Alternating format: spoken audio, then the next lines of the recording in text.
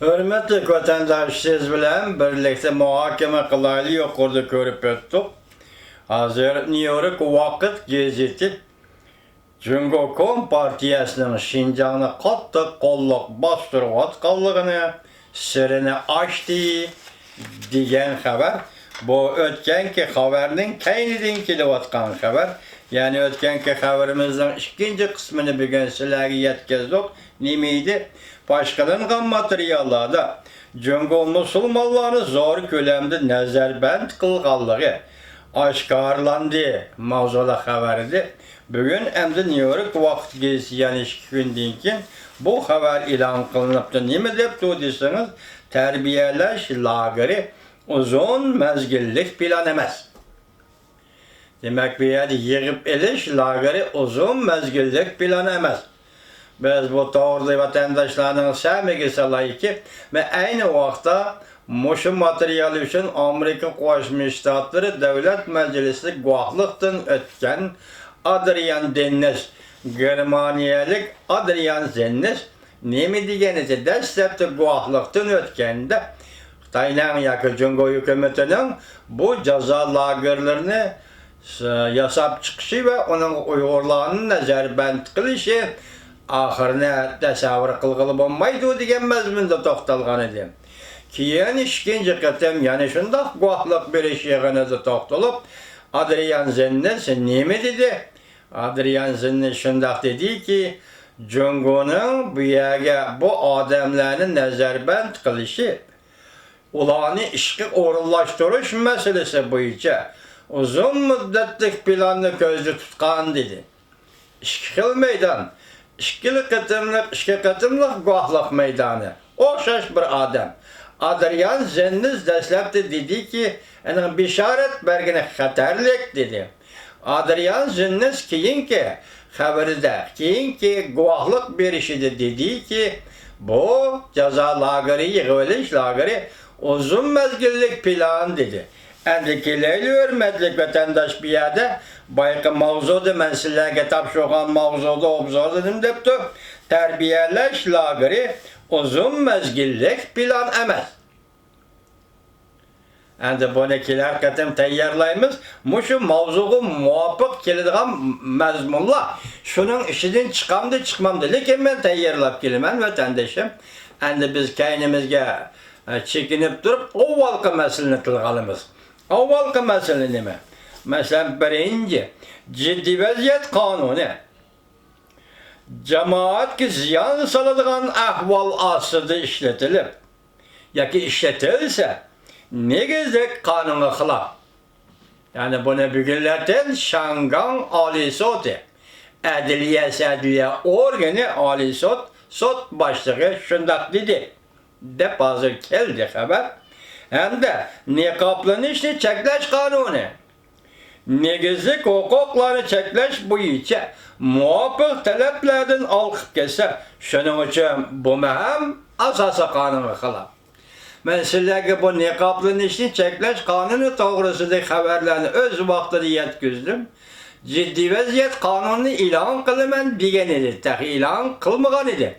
Bu qonun tuzildimi yo'q yoki ciddi vaziyat qonuni 1922-yili tuzilgani bo'yicha niqoblanishni cheklash qonuni shu bo'yicha e'lon qilindi deb sizlarga so'zlagan edim. Bularni qo'yib turaylik. Vatandoshim, bir masala bir vaqt ichida bir xil shaklda o'tirg'i chiqdi.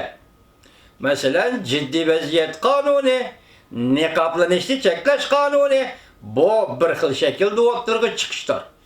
Endi bugun o 7-kuni Muşunuga münasebetlik yana bir haber, yoki yana bir qonun adliya organidan o'tirg'i chiqdi. Qonun emas, adliya organidan cheklash asosida cheklash buyrug'i o'tirg'i chiqdi. Nima dedi?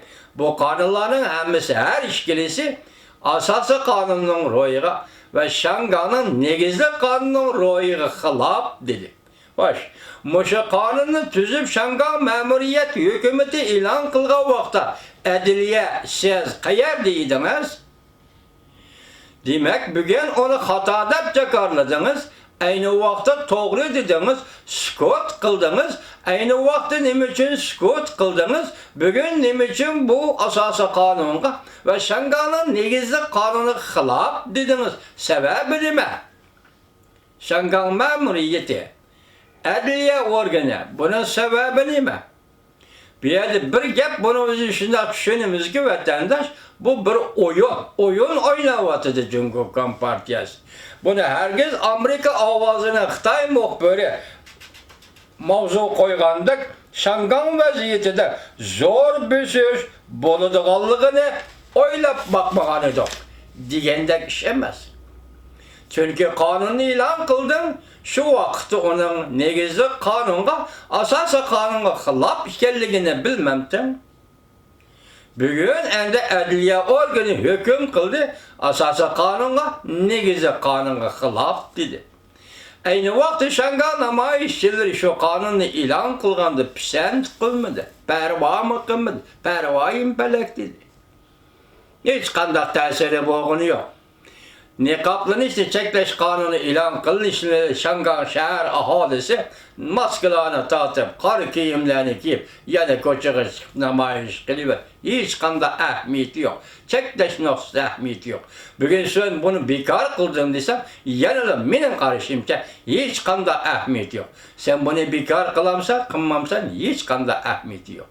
Lekin bunun Amerika ovozi neymiş ki bunda besiş karakterlik Shangangda özgürlüş bo'lishini o'ylab boqmabdiq degan gapni qistirib qo'ydi. Men buni tushunmadim. Lekin muxbir Xitoy muxbir. Biz hozir mana qonun asosiy qonunga xilof deganligi uchun adliya organi Shangangda besish karakterlik vaziyat paydo bo'ldi desa, buning natijasi nima? Bunga atiga qarab boqayli, ata qanday o'zgarish bo'ldi? Atiga qarab boqay. Lekin bu yerda siz diqqat qiladigan bir nokta hurmatli vatandaş. 11 ayning 15 kuni Amerika Qo'shma Shtatlarining davlat ishlar katibi Mike Pompeo biz har vaqt tayyordir. Agar Jungo Shangangda qurol ishlatadigan bo'lsa, bizning loyihalarimiz va bizning siyosatlarimiz yoki har qanday tanlashimiz ustal ustiga chiqadi. 16 günü keyindiler New York Vaqt gazeti Şinjan'daki yığıp eliş lageri cazalaş lagerlerinin içki sırrını ilan kıldı. Bir yerde bunun sebebini bunu planlayan kişinin Xi Jinping, sekreter Xi Jinping işgalliğine baş kıldı. Demek sekreter Xi Jinping planladı, icra kıldı. Bugün endi tuyuqsızı Shangang adliyesi meselesi ortaya çıktı. Bunu biz aqamdu degan narsa tahlil qilmay Shangangga munosabatli yuz berayotgan ish deyli. New York Vaqt gazetida kaynidan maqolalarning e'lon qilinishi, Xinjiangda jazo lagerini fosh qilishi, uning ichki sirlarini ochib tashlashimi, uning nima deganligini qo'yib turayli. Lekin Xinjiang Uyg'ur avtonom rayoniga, ya'ni mustamlika Uyg'uristonga munosabatli yuz berayotgan ish deyli.